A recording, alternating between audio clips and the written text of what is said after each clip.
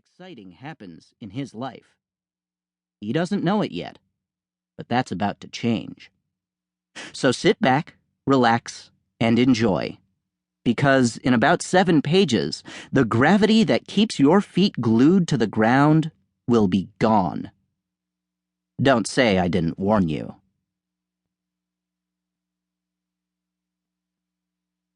If you wish to make an apple pie from scratch, you must first invent the universe. Carl Sagan, astronomer. Chapter 1. If you think it's tough being the supreme overlord of the universe, try being his son. Or, more precisely, his 7th son. That whole thing about the 7th son being special in some way? Just a rumor spread by a few disgruntled 7th sons trying to make a name for themselves. In my experience, being the 7th son only means that by the time I got here, my brothers had taken all the cool gigs. They spend their days creating new species, choreographing sunrises and sunsets, composing the music of the spheres by keeping planets in their orbits, inspiring great artists, overseeing the afterlives, and testing new, state-of-the-art video games on the planets whose inhabitants haven't yet discovered how to access most of their brain cells. Me, I deliver pies. That's right. I deliver pies. Cherry pies, apple pies, strawberry rhubarb pies. True, my pies happen to be the glue that holds the very fabric of the universe together, but have no illusion.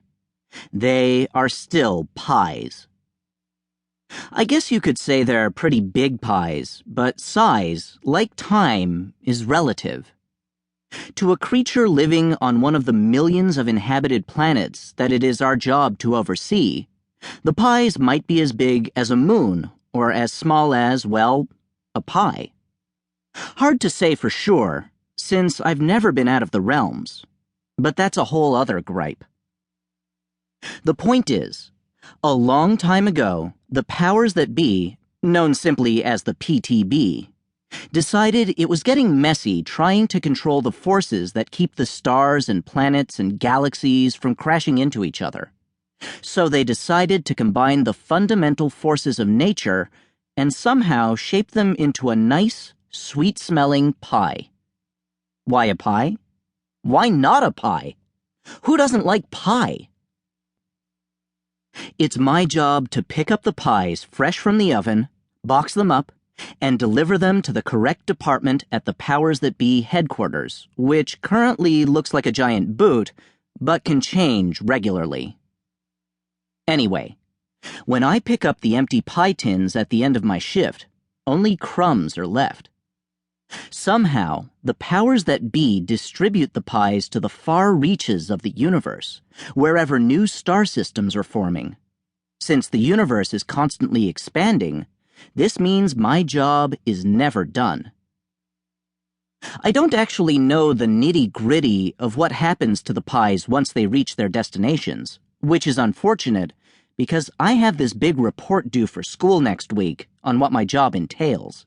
And that's the kind of detail teachers eat right up. Yes, even immortal sons of supreme overlords have to go to school, which doesn't really seem fair. I mean, I might have only begun my teen years, but years here last forever. So really, I've been in school since before the Sombrero Galaxy took its first siesta billions of years ago. It's enough already.